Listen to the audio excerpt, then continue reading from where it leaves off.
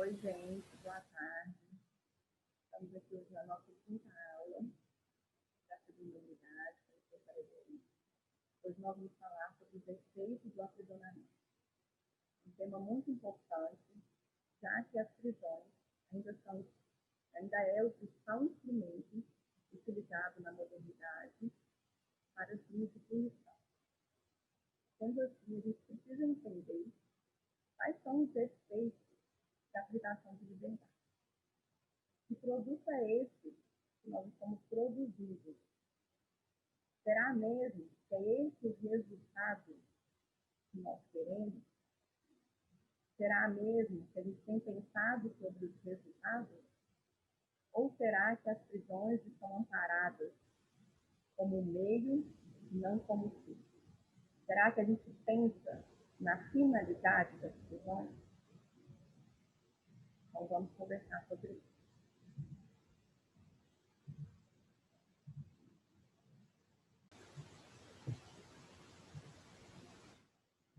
Aqui eu trouxe um pouco do que o site vai problematizar sobre as dores do aprisionamento. Ele, em entrevista com os presos, né, então ele traz aqui a perspectiva do sujeito que está privado de liberdade. E ele definiu aqui 5 privações às quais esses sujeitos estão acometidos.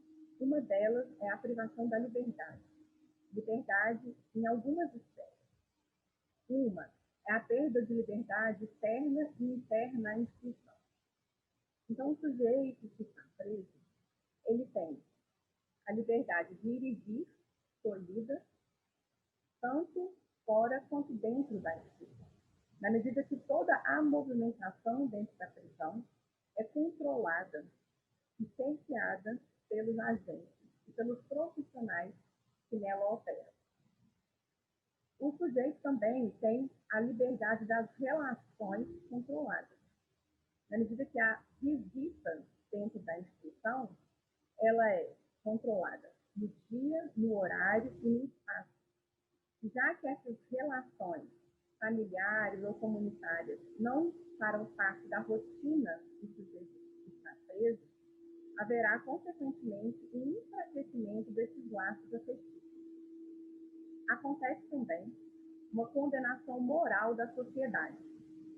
Então, o sujeito que está preso, o espaço físico da prisão, é onde estão os sujeitos rejeitados moralmente pela sociedade.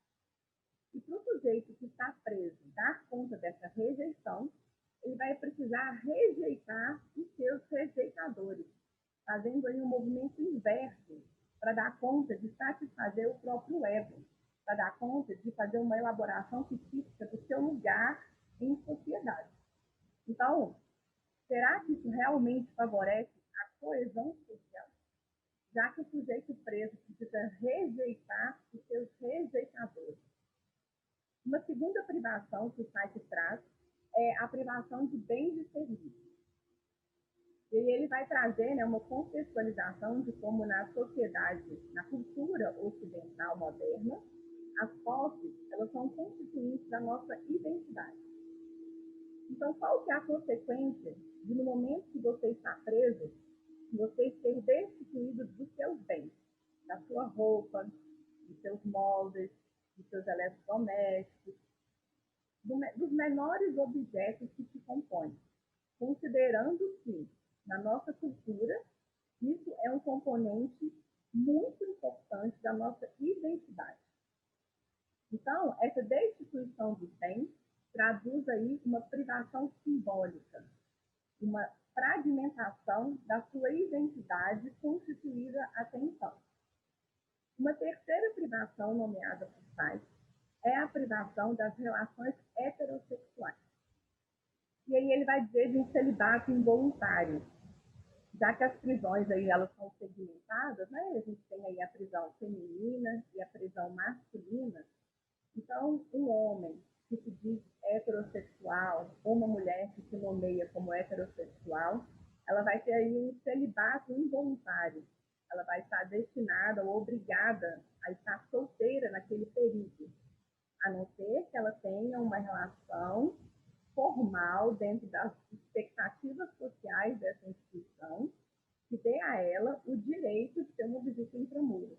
Fora isso, tanto o homem quanto a mulher vão conviver entre iguais.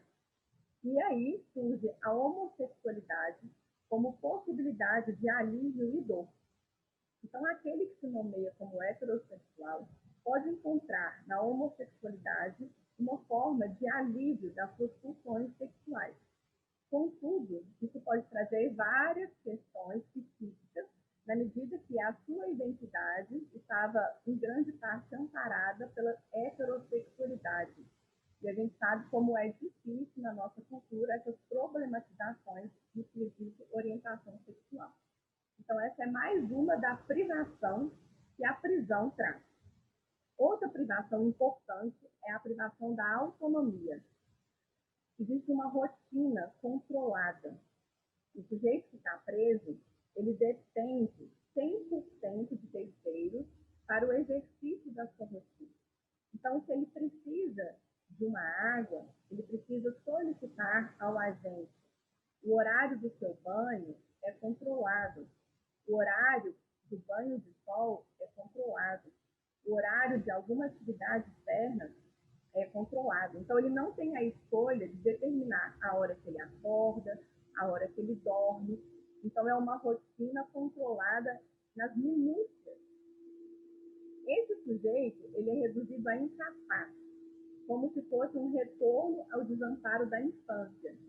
E aí a gente precisa pensar sobre isso. A gente está falando de sujeito adulto, que a gente tem a expectativa de que após o período de aprisionamento, ele tem aí uma autonomia para o retorno à vida em sociedade. Contudo, no período de aprisionamento, isso lhe é destituído, essa capacidade de autonomia.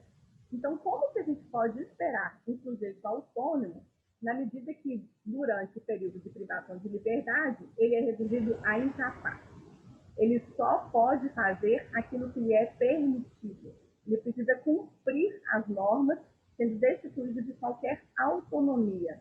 Que produto será que nós vamos gerar a partir desse tipo de relacionamento? Outro ponto é o princípio da indiferença burocrática. Ao preso, não é garantida a possibilidade de participar das decisões do local onde ele está. Então, muitos presos dizem, eu não entendo por que essa regra existe. Essa regra não é construída junto com ele. Por quê? Entende-se que, na medida, tem por trás disso, segundo o Caio, é que se você inclui o preso nas decisões, é como se você estivesse transferindo a eles o poder daquela instituição.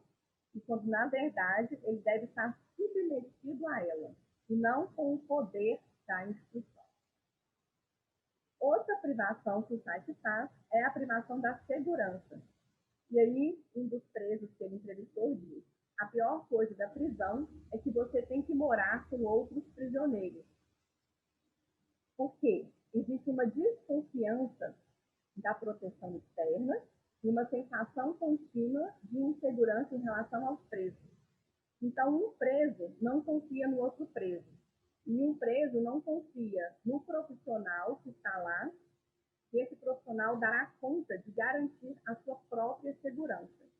Então, nessa relação, é uma relação de desconfiança contínua, fortemente permeada pela insegurança e pela desconfiança. Então, essa é uma soma das privações aos quais o preso ele está submetido durante o seu período de privação. E aí, o site vai trazer essa provocação. Essas privações ou frustrações da prisão moderna podem, de fato, ter as implicações aceitáveis ou inevitáveis da prisão. Mas devemos reconhecer o fato de que elas podem ser tão dolorosas quanto os maus tratos físicos que elas substituíram. Tais ataques no nível psicológico são menos facilmente vistos do que uma surra sádica, mas a destruição da psique não é menos temerosa do que a aflição corporal. Então, a gente tem aí, na leitura de Foucault, de que a prisão ela não é uma humanização. A gente gente já percebeu, né, que a prisão é uma tentativa de punir melhor. E aí o site traz essa provocação de que essa nova forma de punição, mediante o uso das prisões, pode ser tão dolorosa quanto, ou até mais, do que um castigo corporal.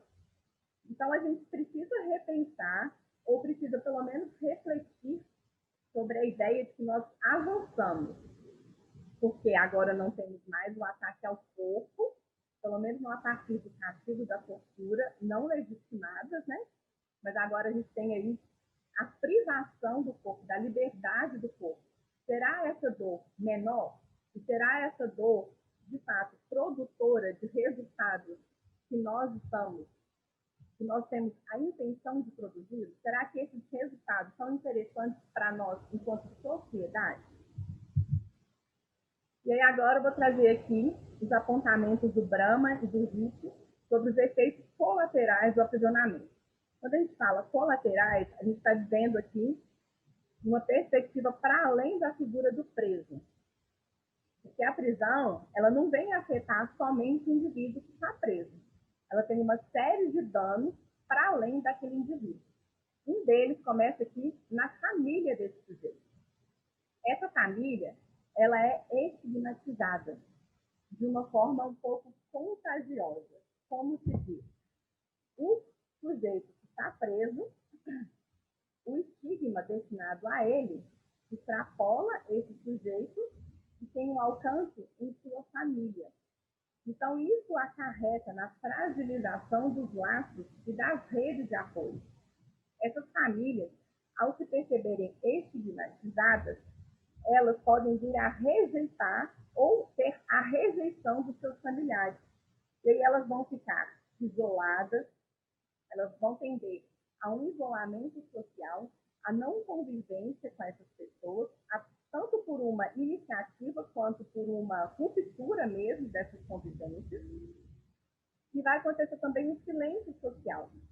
Então é muito comum que pessoas, né, as famílias que têm algum membro preso, elas não compartilhem essa vivência com os demais, na expectativa de que possam vir a ser rejeitadas por terceiros. Então, o sujeito, o membro familiar que está preso, a família não vai falar sobre isso. Isso vai ser parte desse silenciamento e a família vai passar a conviver com outras pessoas como se isso não estivesse acontecendo. Então, existe uma fragilização dessas relações, porque para que as pessoas não saibam que isso está acontecendo, muitas vezes as famílias, elas evitam as relações. E aí, no caso dos presos, lá dentro das prisões, ele não vai viver tanto esse estigma, porque ele vai estar entre iguais, entre aspas. Então, vai ter uma aceitação dos demais.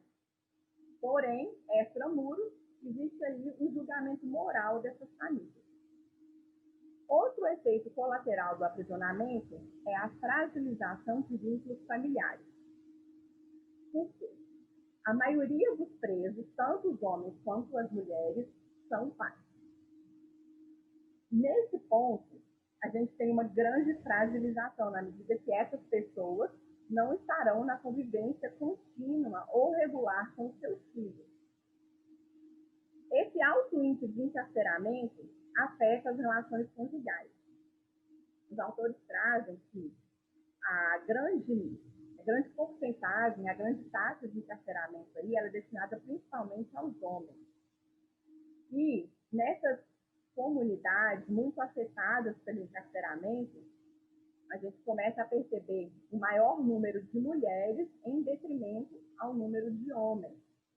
Então, muitas vezes, isso tem influenciado na forma como uma mulher vai se relacionar com o homem. Ela tende a aceitar as condições dos homens, na medida que não tem tanta oferta de homens. Então, os homens, eles podem ter um relacionamento com o maior número de mulheres, e as mulheres se sentem submetidas a aceitar um relacionamento com um homem que tem relacionamento com mais mulheres. E isso gera uma fragilização da relação conjugal, assim como gera uma fragilização da relação parental, na medida que essas famílias podem gerar filhos de pais e mães diferentes e que não terão a destinação de uma atenção integral por parte daquele pai ou por parte daquela mãe. Outro ponto é que essas relações conjugais frágeis, né, que são os filhos de parceiros diferentes, justamente o que eu tinha mencionado. E aí, além do efeito colateral em relação às famílias, em relação aos vínculos familiares, vai acontecer também a vulnerabilidade em relação aos filhos, porque diminui a chance dos filhos morarem com seus pais, então eles não terão aí um representante legal, aí numa atenção contínua, numa supervisão daquela criança. Então, isso vai ter consequência, um menor investimento parental, na medida que um sujeito que está preso, ele tem menor condição de investir na formação do seu filho, e além disso acontecerá uma maior chance de violações, especialmente com a prisão da mãe. A prisão da mãe é a mais problemática em relação à formação dos filhos, porque na sociedade brasileira a gente ainda tem aí uma relação do cuidado muito relacionada à figura materna. Não que isso seja absoluto, a gente tem construído, né, isso ao longo dos anos, mas em grande parte a gente ainda vê que essa atribuição ainda fica muito destinada à figura feminina. Então, quando há a prisão da mãe, isso tem um efeito muito mais significativo na formação da criança do que quando há o aprisionamento do pai. Mas ambos os aprisionamentos têm efeitos significativos aí na formação desse filho.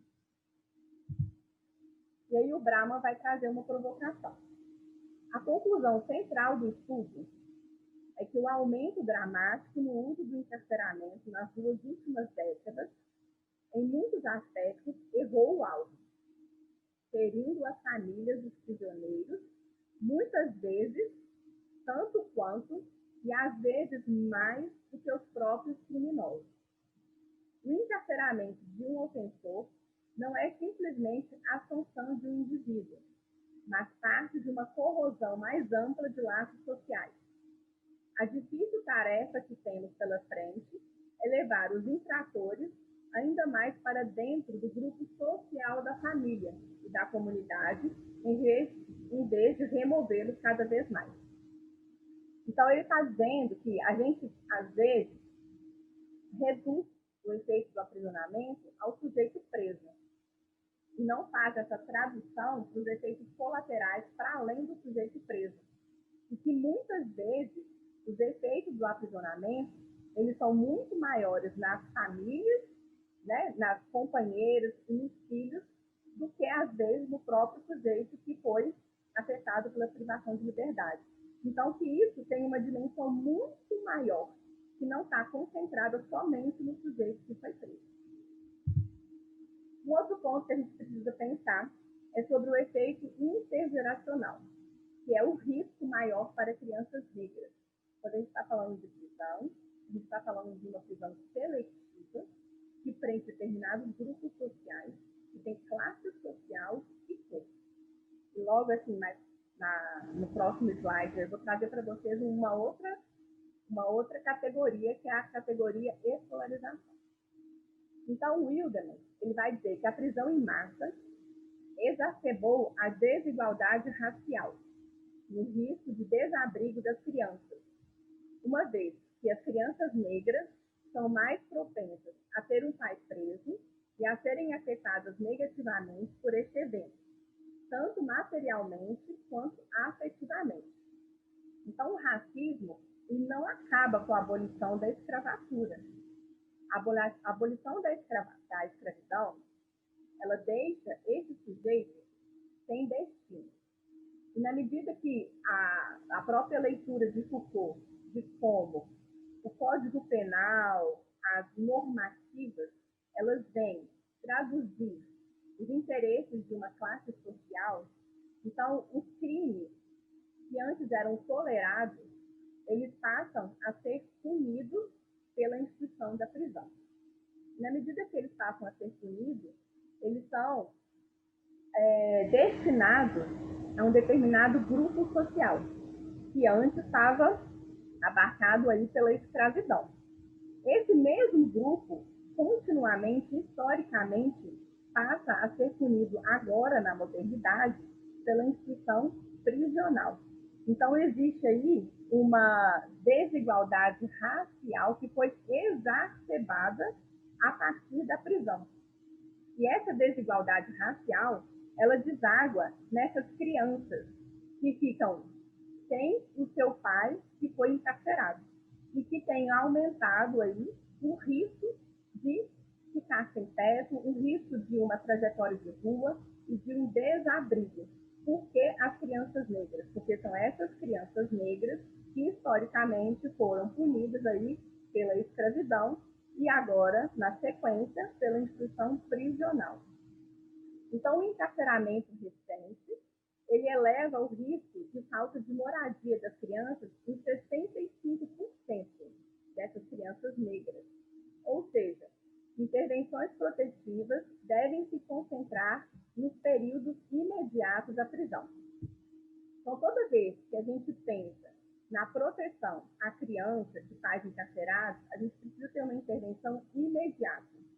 Fora isso, essas crianças elas vão experienciar aí uma situação de violação de direitos, abuso sexual, trajetórias de rua, falta de moradia, que podem desencadear uma trajetória de vida vinculada à ilicitude. Então, se a gente está pensando aí numa prevenção, a gente não pode pensar somente no sujeito que foi preso. A gente precisa pensar naquela criança que ficou sem um responsável ou com menos um responsável quando esse sujeito foi preso. E aí, crianças em situação de rua têm dificuldade em continuar os estudos e correm alto risco de abuso. Essas experiências influenciam no curso de vida e provavelmente têm efeitos na vida adulta. Então, por isso que a gente precisa fazer uma intervenção logo que o sujeito é preso. Porque esses efeitos da trajetória de rua, dos abusos sexuais, vão influenciar o curso de vida, a história dessa criança. Então, as medidas precisam ser preventivas e ultrapassar os muros da prisão. E aí é um círculo vicioso, né? A gente fala de um sujeito preso que produz um efeito na família, nos filhos, e que vai aumentando a massa de pessoas afetadas pelo aprisionamento.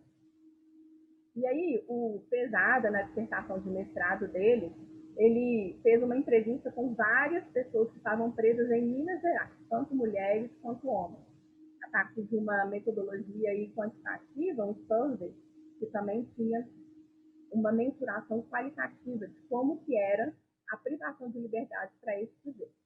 Ele verificou que a maioria das pessoas presas tinham pelo menos um parente que tinha uma história de encarceramento anterior.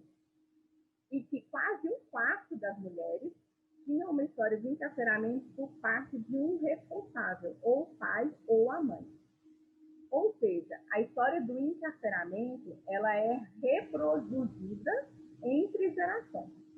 Ela não se esgota naquele sujeito que foi preso. Existe aí uma reprodução dessa história entre filhos e familiares dessa composição relacional. Pesada também verificou que a grande maioria das pessoas encarceradas são pais ou mães e que 81% dos filhos desses que estavam encarcerados eram menores de 18 anos. Então, a gente está dizendo aí que a maioria dos filhos de homens ou mulheres que estão presos são crianças ou adolescentes, estão em fase de formação, ainda são vulneráveis. Então, o que a gente está aprendendo, os responsáveis ou aqueles que poderiam proteger essas crianças e esses adolescentes que ficam sem os recursos materiais desse ente que foi preso e sem os recursos afetivos. A gente pode até problematizar que quando estavam livres, estavam vinculados fortemente à criminalidade. Mas a gente não pode generalizar essa afirmativa.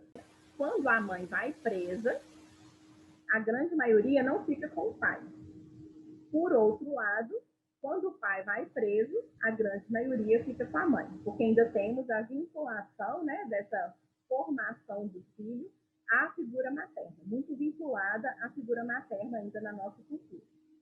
No segundo momento, então, o pai ou a mãe foram presos, o segundo membro que vai surgir aqui como responsável são os avós, com 27% dos filhos. 10% desses filhos ficam com outros parentes. 7% deles ficam com um cuidador desconhecido pelo pai e pela mãe. 3% ficam em abrigo ou são adotados. 1% ficam com a mãe presa, quando ela vai presa e ela fica com os filhos junto com ela. E 0% ficam com amigos. E aí o Pesada vai trazer que filhos com a mãe encarcerada há uma maior porcentagem no abrigo ou em adoção do que aqueles que têm o pai encarcerado, que é dentro daquilo que eu tinha mencionado. Então, quando a mãe vai presa, existe a maior possibilidade de desproteção desse filho. E quando esses filhos estão sob o cuidado do abrigo ou sob o próprio cuidado, e quando os entrevistados desconhecem o cuidador dos filhos, o risco de filhos em conflito com a lei aumenta significativamente. Então, os filhos que ficam no abrigo, os filhos que vão para a adoção, os filhos que ficam ao próprio cuidado, que é trajetória de rua, ou que não tem um responsável que o auxilia aí nesse autocuidado, e os filhos cujos pais não sabem com quem eles estão, esses filhos eles têm uma maior chance de ter um envolvimento infracional ou delitivo, um conflito com a lei. Então, de fato, com quem essa criança, esse adolescente, ou até mesmo o adulto fica, como é composta essa relação extramuros, vai influenciar significativamente a construção ou a história de vida desse sujeito. E aí, na sequência, o Lynch vai trazer as promessas da prisão que não se cumprem.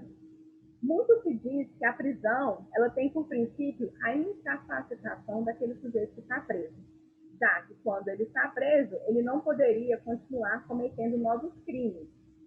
Contudo, os resultados mostram que a baixa redução de crimes violentos, então a prisão, ela não se traduz na redução de crimes violentos, e apesar do grande crescimento das prisões, do encarceramento, não percebemos uma diminuição da taxa de criminalidade.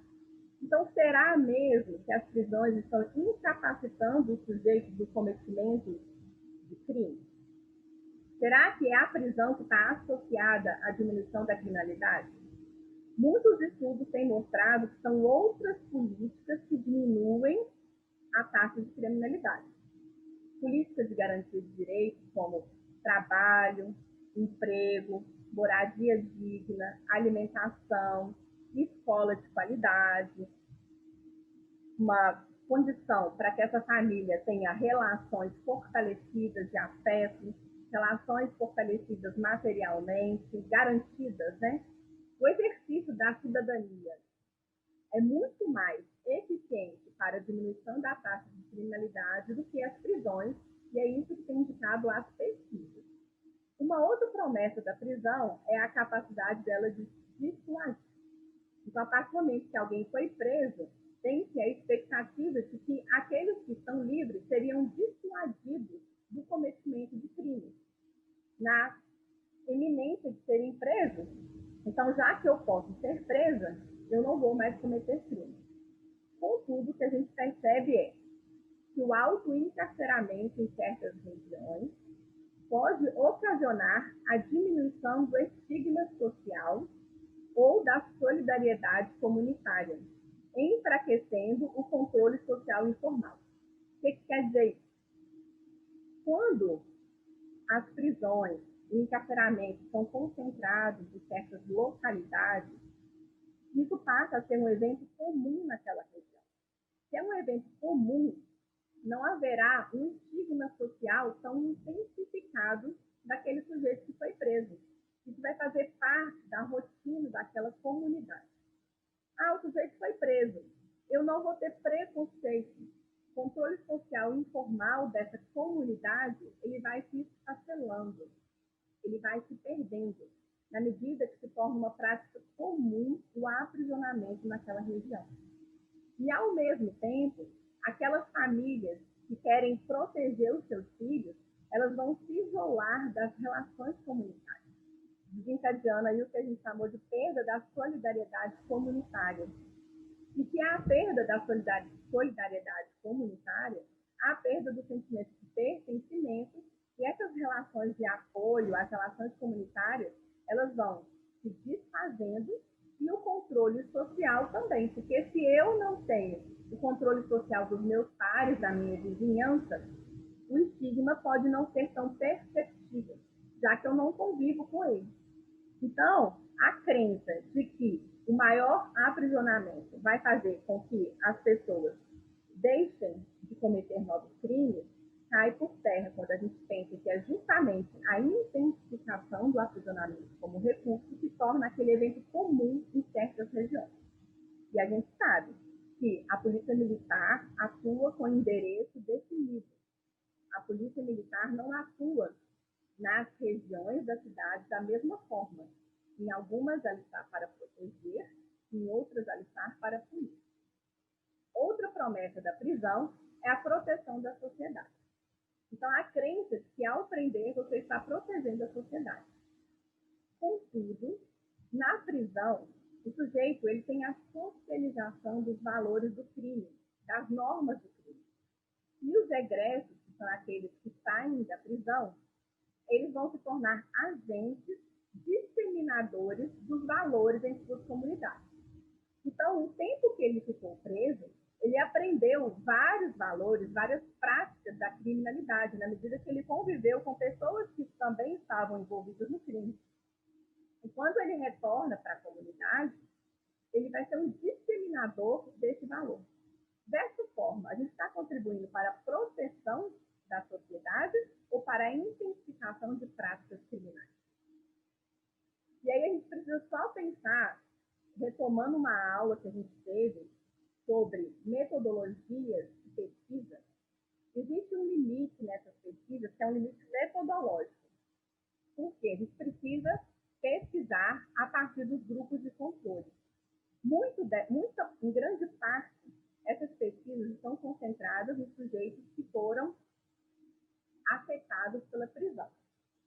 A gente precisa fazer pesquisa com grupos afetados e grupos não afetados, para a gente conseguir dizer com precisão que esse é um efeito do aprisionamento. Fora isso, se a gente só faz a pesquisa com sujeitos afetados pelo aprisionamento, a gente tem aí um limite metodológico em relação às respostas. Mas muitas pesquisas têm trazido essas questões ou essas associações. Mas eu quero trazer aqui um apontamento sobre o limite metodológico de muitas dessas pesquisas, porque o grupo de controle é o que nos capacita a fazer afirmações mais precisas sobre os fenômenos. Fora isso, a gente está fazendo suposições, já que a gente só está analisando os grupos que foram afetados. A gente precisa fazer análises comparativas em relação àqueles que não foram afetados, para ter certeza do efeito causal. É realmente a prisão que traz esse efeito? Então, isso a gente só consegue responder a partir da metodologia do grupo de controle. Continuando, a gente precisa também perguntar se o encarceramento ele pode produzir mais crimes? Essa é uma boa pergunta, né, gente? O Skinning vai falar o seguinte: a prisão ela vai submeter aí aos filhos a um contexto de maior vulnerabilidade. Eles vão ter menos pessoas para supervisioná-los, já que o ente familiar foi preso. Eles vão ter menos renda, já que aquele ente poderia ser uma grande força financeira naquela família. Eles também vão precisar destinar recursos financeiros para aquele ente que foi preso. Então, parte do orçamento daquela família, além da perda do orçamento em função do aprisionamento, existe ainda uma destinação de recursos para visita, então você tem que pagar a passagem, o kit de alimentação. Então, além disso, existe uma perda financeira. E esse filho, ele vai estar com menos supervisão familiar e aí mais suscetível às vulnerabilidades, à trajetória de rua, à experiência de violações de direitos, trazendo aí maior vulnerabilidade a trajetórias infracionais ou delitivas. E aí o Skinner vai dizer, quanto maior o tempo preso, maior a socialização dos valores prisionais. E aí a gente começa aí o debate, né, ou continua, sobre a questão do tempo. Aí a gente, por que cada tipificação penal é traduzida em um tempo de aprisionamento? Esse tempo, ele está associado à finalidade da prisão ou ele está amparado em fins de vingança? Se ele estiver amparado em fins de vingança, né, como muitos autores têm traduzido, qual que é a consequência disso? O maior tempo preso é traduzido na maior socialização dos valores prisionais, que vai ocasionar o quê? O estigma desse egresso. Quando ele sai, ele consegue trabalho? Ele precisa apresentar os antecedentes criminais. Ele vai ser cobrado de experiência laboral. Ele tem experiência de trabalho? Então, essas são perguntas fundamentais quando a gente pensa nas prisões. Quais são os produtos que nós estamos construindo? Além disso, existe o enfraquecimento do controle social informal, que é que eu tinha mencionado antes. Na medida que comunidades têm, naquela região, a concentração do encarceramento, aquele evento se torna normal. Na medida que ele se torna normal, não há mais o estigma da prisão dentro do controle social informal. Aquilo é incluído na expectativa de vida daquele sujeito. Então, cada aumento adicional nas taxas de encarceramento será associado a uma redução cada vez menor das taxas de criminalidade. Então, quanto mais a gente prende, mais comum se torna a prisão em determinados grupos sociais. Então, mais esses grupos sociais são afetados pelo aprisionamento intergeracionalmente. Então, a gente está fazendo aqui um círculo vicioso que não começa nem encerra na figura do preso. E que esses grupos sociais estão só intensificando os efeitos do aprisionamento, intensificando as questões do racismo, intensificando as questões da vulnerabilidade associadas aí aos efeitos do aprisionamento. Então, gente, a prisão, ela vem aí alterando o curso de vida de determinados grupos sociais, intergeracionalmente. Então, os autores, Petit e Weston, eles fizeram uma pesquisa que mostraram que as altas taxas de encarceramento, elas produzem marcas cíclicas em determinados grupos sociais. A hipótese deles era que a baixa escolaridade, a baixa escolarização, era aquilo que tornava determinados grupos sociais alvos do sistema de punição. Por quê? Aqueles com baixa escolarização são representantes de outras categorias sociais. Porém, nas prisões, é muito baixo o índice de pessoas com ensino superior, ou mestrado, doutorado, isso a gente quase não tem representatividade. Então, a partir dessa hipótese, eles construíram um estudo e eles verificaram que a desigualdade racial no aprisionamento permaneceu estável, mas a desigualdade educacional no encarceramento aumentou. Ou seja, a criminalização dos negros, ela continuou acontecendo. Ela não aumentou à medida que o tempo passou.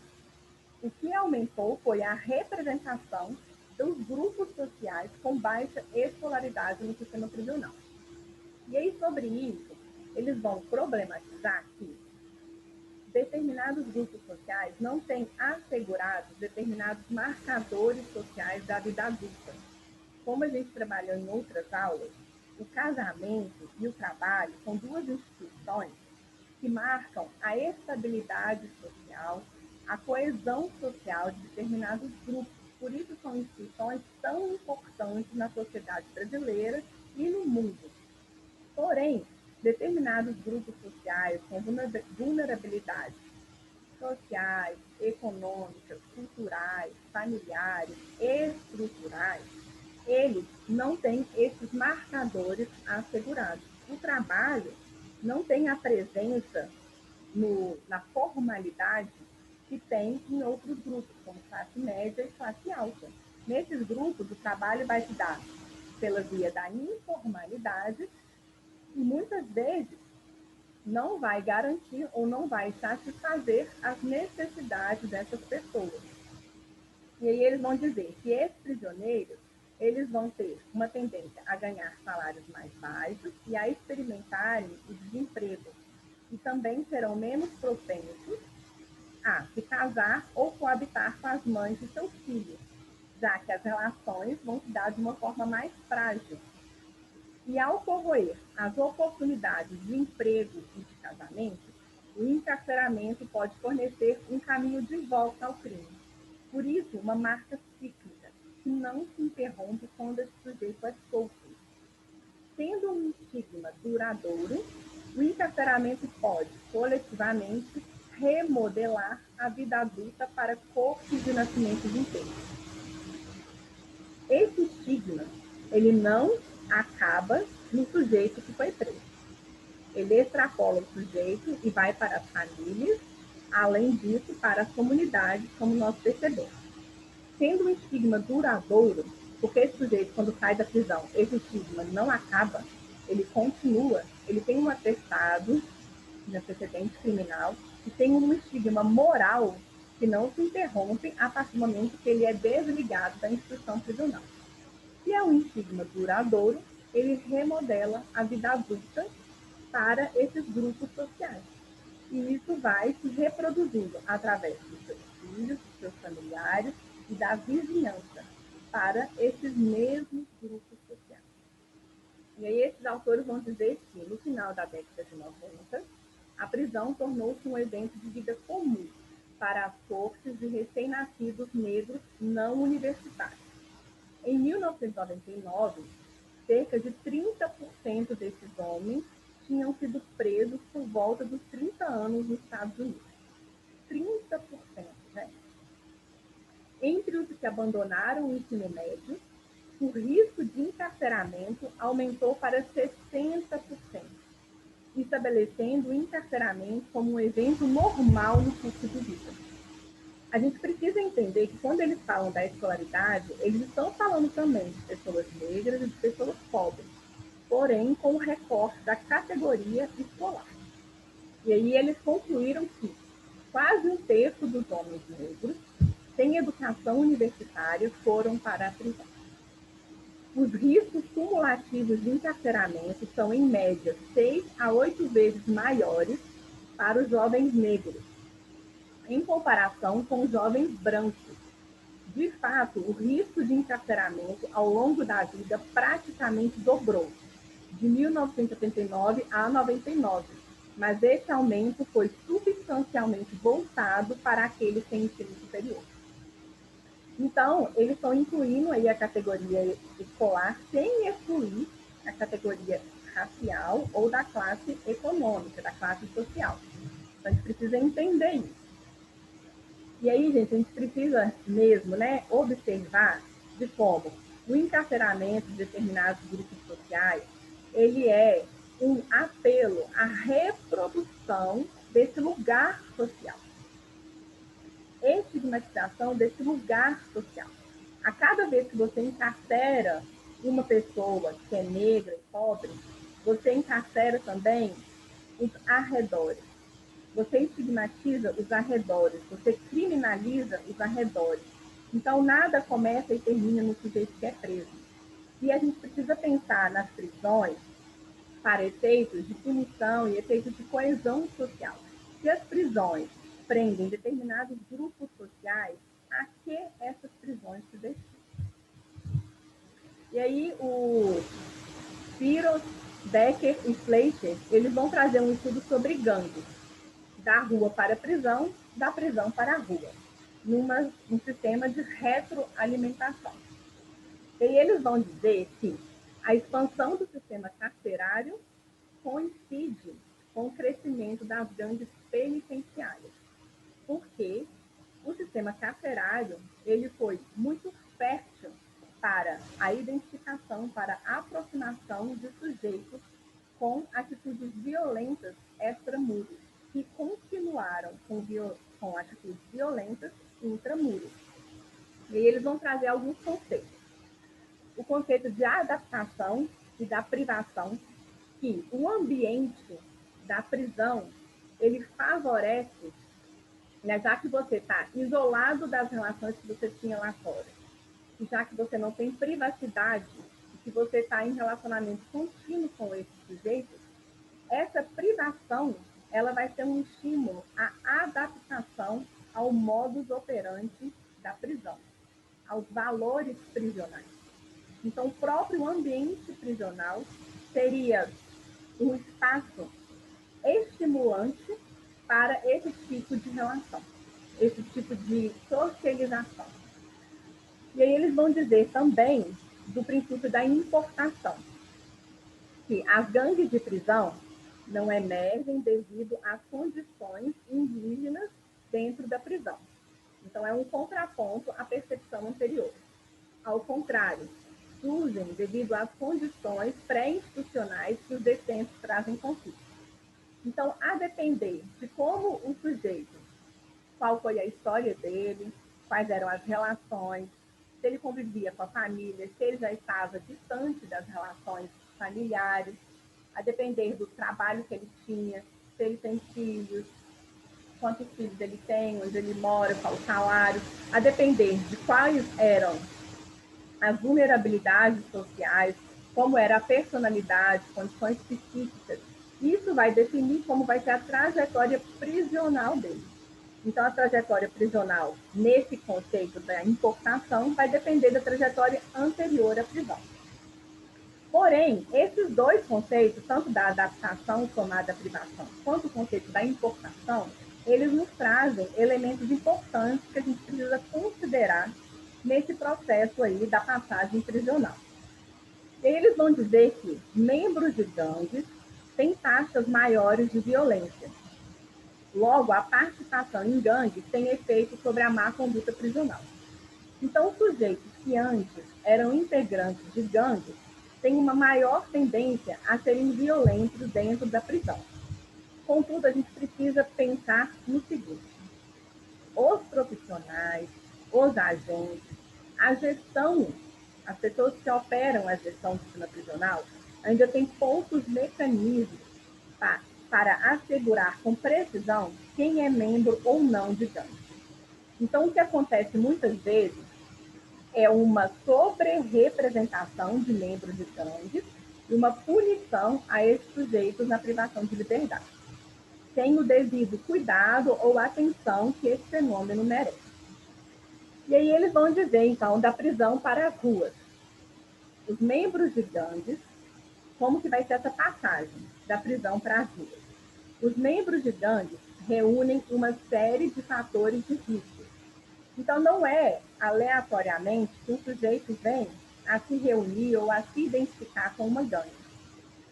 O que tem de comum entre eles, sem generalizar, mas dizendo assim, de algo que pode dizer de uma semelhança, é a baixa escolarização, habilidades profissionais precárias, laços familiares frágeis, baixa integração na sociedade convencional. Então, os membros de gangues, eles reúnem uma série de fatores de risco. Se ele já tem esses fatores de risco, quando ele entra na prisão, a socialização ou a reintegração social desse sujeito à sociedade, ela vai ter muito mais obstáculos do que aquele que não era membro de gangue. Então, por isso, a atenção ao membro de gangue, ela deve se dar de uma forma mais intensa, mas não pela perspectiva do isolamento, como as prisões fazem. Porque qual que é a resposta penal padrão? É a transferência. Então, se um sujeito é membro de gangue, o que a gestão prisional faz? Transfere ele de uma prisão para outra, para que ele não conviva com os membros da mesma gangue. Ou, se ele teve alguma atitude violenta, ele vai ser punido por esse motivo, vai ser transferido. Qual que é a outra resposta? Eles vão tentar informantes, a obtenção de informantes dentro do sistema prisional, alguém que diga que ele é um membro da gangue. Outra ação é a segregação. Então, se você é membro da gangue, você tem que ficar incomunicável numa instituição penal de segurança máxima. Essas são as respostas penais aos membros da gangue. Quais são os resultados dessas respostas? E por isso a pergunta: o comportamento extramuros e a reincidência, elas são responsabilidade das prisões? A gente pode dizer que cabem às prisões a mudança do comportamento do sujeito? O que acontece quando o sujeito sai da prisão? Pode ter responsabilidade, a responsabilidade pode ser atribuída aos profissionais que trabalham nas prisões? A responsabilidade é desses profissionais? Ou ela é compartilhada? Se compartilhada, qual é a responsabilidade dos profissionais que trabalham nas prisões em relação ao comportamento desses sujeitos? Ao comportamento, à participação social, às vulnerabilidades, qual é a participação e a responsabilidade?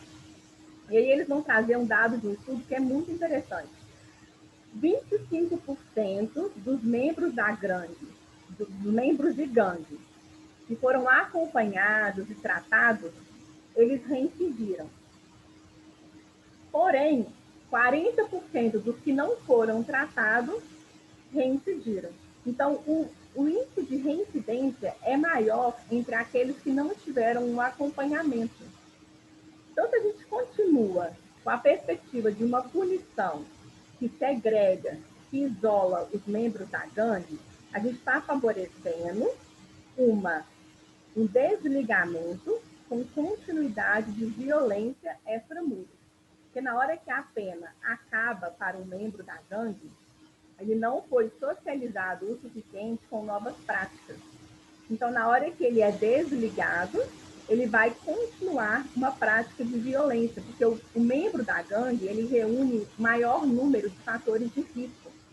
Se ele tem um maior número de fatores de risco, a gente precisa dar oportunidade ou trabalhar esses fatores de risco e não intensificá-los, porque quando você isola o sujeito, quando você segrega o sujeito, você não está transformando esse sujeito, você está mantendo o sujeito como ele é. Impossibilidade de transformação tem a ver com possibilidade de acompanhamento, de inclusão, de garantia de direitos, o que, no final das contas, vai reverberar na superação de custos sociais e econômicos de não fazer nada. Então, quando você isola e segrega, o preso ele custa muito mais caro do que quando você trata, porque não tem reincidência. Então, você gasta menos com esse sujeito. E aí, para fechar, gente, né, o que eu queria deixar assim, queria deixar bem registrado e marcado é que a prisão ela tem efeito dentro e tem efeito fora. Ela tem efeito na família, ela tem efeito nos filhos, ela tem efeito no indivíduo que está preso e ela tem efeito na vizinhança. É um efeito que dispara, é um efeito que contagia, é um efeito que contamina, porém para determinados grupos sociais. Então, mais uma vez, eu vou deixar aqui, né, a reflexão para que a gente pense qual é a função das prisões e quais são os efeitos do aprisionamento. A nossa geração, nasceu com as prisões. Isso não quer dizer que a prisão seja a única forma de responder ao desvio, à ilicitude, ao delito. O fato da gente ter nascido nessa geração e ter nascido na era do encarceramento em massa não faz com que a prisão seja a única resposta. Pelo contrário, são muitas as pesquisas que evidenciam a falência do sistema prisional. Repensar as prisões é repensar a sociedade que vivemos. Não é, a gente não está pensando aqui num microcosmo que é a prisão, a gente está pensando numa proposta societária. Por que vocês vão defender ou não a prisão? A gente precisa pensar quais são os argumentos que estão por trás da defesa da prisão. A defesa da prisão está realmente amparada numa mudança societária, numa garantia de direitos? Porque quem que vai preso? Se quem vai preso é sempre o outro, e se sou eu que estou dizendo como a prisão deve funcionar, e é sempre o outro que vai preso, então esse outro está muito distante de mim. E o que a gente verifica no Brasil é uma sociedade que ainda não se percebe como participante. Na medida que nós não temos uma participação política, uma participação social frequente e regular, a prisão também não é problema nosso. Porque a prisão diz respeito ao outro. E isso não mexe comigo, não tem a ver com a minha história. Se tem a ver com a minha história, qual é a minha participação nessa história? Se eu sempre fui excluída da participação política dessa sociedade. Então, de fato, a gente precisa ampliar o exercício da cidadania, a coesão social, porque na medida que as pessoas participam, elas se sentem integrantes socialmente e, com certeza, isso tem reverberações, tem resultados na participação que elas terão em sociedade. E outro ponto que a gente precisa pensar sobre as prisões é que a gente está falando de uma cultura cristã que acredita que a dor ela é a passagem para outras perspectivas, que a dor é necessária para mudança, que o pecado ele deve ser tratado, ele deve ser curado, ele deve ser curado com sofrimento. Porém, na prática, a gente percebe que prisões que infligem dor, elas diminuem fatores de coesão social e em nada propiciam respostas diferentes socialmente. Então, os efeitos do aprisionamento em nada favorecem experiências outras quando a pena é concluída. Então, de fato, a gente precisa repensar o sistema prisional. Fica aí o convite. Muito obrigada.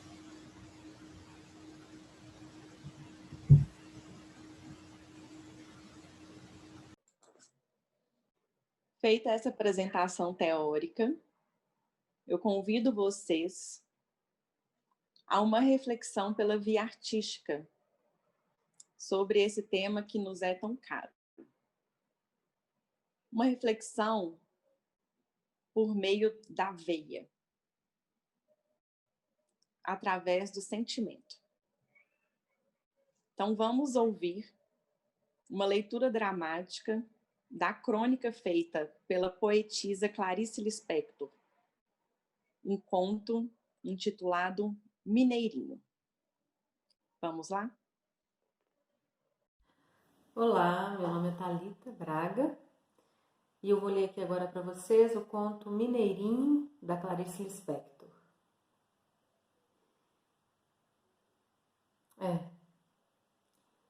Suponho que é em mim, como um dos representantes do nós, que eu devo procurar porque está doendo a morte de um facínora. Por que é que mais me adianta contar os 13 tiros que mataram o Mineirinho do que os seus crimes? Perguntei a minha cozinheira o que pensava sobre o assunto. Eu vi no seu rosto a pequena convulsão de um conflito, o mal-estar de não entender o que se sente, o de precisar trair sensações contraditórias por não saber como harmonizá-las. Fatos irredutíveis, mas revolta irredutível também. A violenta compaixão da revolta. Sentir-se dividido na própria perplexidade diante de não poder esquecer que Mineirinho era perigoso e já matara demais. E, no entanto, nós, o queríamos vivo. A cozinheira se fechou um pouco, vendo-me talvez como a justiça que se vinga. Com alguma raiva de mim, que estava mexendo na sua alma, respondeu fria: o que eu sinto não serve para se dizer. Quem não sabe que Mineirinho era um criminoso?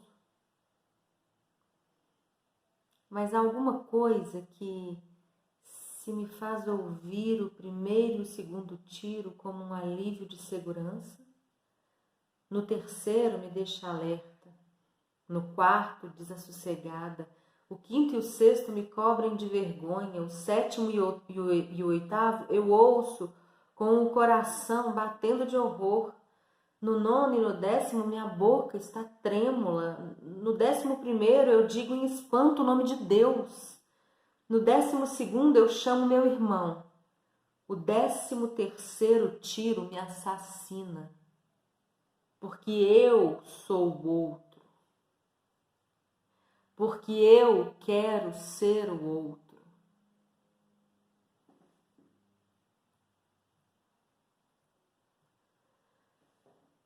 Essa justiça que vela meu sono, eu a repudio, humilhada por precisar dela. Enquanto isso, durmo e falsamente me salvo. Nós, os sonsos essenciais. Para que minha casa funcione, exijo de mim como primeiro dever que eu seja sonsa, que eu não exerça a minha revolta e o meu amor guardados. Se eu não for sonsa, minha casa estremece. Eu devo ter esquecido que embaixo da casa está o terreno, o chão onde nova casa poderia ser erguida. Enquanto isso, dormimos e falsamente nos salvamos.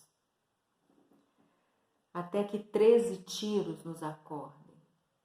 E com horror digo, tarde demais, 28 anos depois que Mineirinho nasceu, que ao homem acuado, que a esse não nos mata. Porque eu sei que ele é o meu erro. Meu erro é o meu espelho, onde vejo o que em silêncio eu fiz de um homem. Em Mineirinho se rebentou o meu modo de viver. Eu quero uma justiça que tivesse dado chance a uma coisa pura e cheia de desamparo em Mineirinho. Essa coisa que move montanhas e é a mesma que o fez gostar feito doido de uma mulher e a mesma que o levou a passar por porta tão estreita que dilacera a nudez. É uma coisa que em nós é tão intensa e límpida como uma grama perigosa de rádio. Essa coisa é um grão de vida que, se for pisado, se transforma em algo ameaçador, em amor pisado. Foi fuzilado na sua força desorientada, enquanto um Deus, fabricado no último instante, abençoa às pressas a minha maldade organizada e a minha justiça estupidificada. O que sustenta as paredes da minha casa é a certeza de que sempre me justificarei. Meus amigos não me justificarão, mas meus inimigos, que são os meus cúmplices, esses me cumprimentarão. O que me sustenta é saber que sempre fabricarei um Deus à imagem do que eu precisar para dormir tranquila. E que outros furtivamente fingirão que estamos todos certos e que nada há a fazer. Tudo isso, sim, pois somos os sonsos essenciais, baluantes de alguma coisa. Até que viesse uma justiça um pouco mais doida, Uma que levasse em conta que todos temos que falar por um homem que se desesperou, porque neste a fala humana já falhou. Ele já é tão mudo que só o bruto grito desarticulado serve de sinalização. Uma justiça prévia que se lembrasse de que nossa grande luta é a do medo. E que um homem que mata muito é porque teve muito medo. Uma justiça que não se esqueça de que nós todos somos perigosos. Nós todos somos perigosos. E que na hora em que o justiceiro mata, ele não está mais nos protegendo, nem querendo eliminar um criminoso, ele está cometendo o seu crime particular. Um longamente guardado. Na hora de matar um criminoso, neste instante está sendo morto um inocente. E então, o que acharam? Essa crônica, a gente fez uma edição para focar no trecho que eu achei que tinha muita pertinência em relação à aula de hoje. Mas essa crônica ela é baseada em fatos reais. O Mineirinho, ele foi um sujeito que viveu na década de 60 e que foi fuzilado pela polícia com 13 tiros. E esse fato causou muita revolta na Clarice Lispector, que realizou então a produção dessa crônica. E é interessante que na leitura desse conto, ele me toca muito e eu acho que tem pontos de encontro com a temática de hoje. Por que que em alguns momentos a gente não tem um horror em relação a fatos como esse? Porque acontecem com o outro. Um outro que não tem conexão com a nossa história, com o nosso lugar social, com o papel social que a gente ocupa. Por que que o outro, quando acontece com o outro, não nos afeta? E por que que as prisões não causam desconforto o suficiente para serem revistas? A despeito dos maus tratos e dos horrores que acontecem dentro dessas instituições. As prisões não são da ordem lógica ou matemática. Existiram tempos que as prisões não eram um recurso. As prisões, elas datam aí de cerca de 200 anos. É possível pensar uma sociedade sem prisões? E se isso for muito difícil, como pensar uma sociedade com prisões que produzem mais encarceramento, mais vulnerabilidades, num círculo vicioso, porém, para determinados grupos sociais? O que acontece com esses grupos sociais não é problema? Esses grupos sociais têm voz política o suficiente para fazerem a provocação quanto a uma revisão das práticas que lhes permeiam a vida social? Serão eles os autores dessa mudança?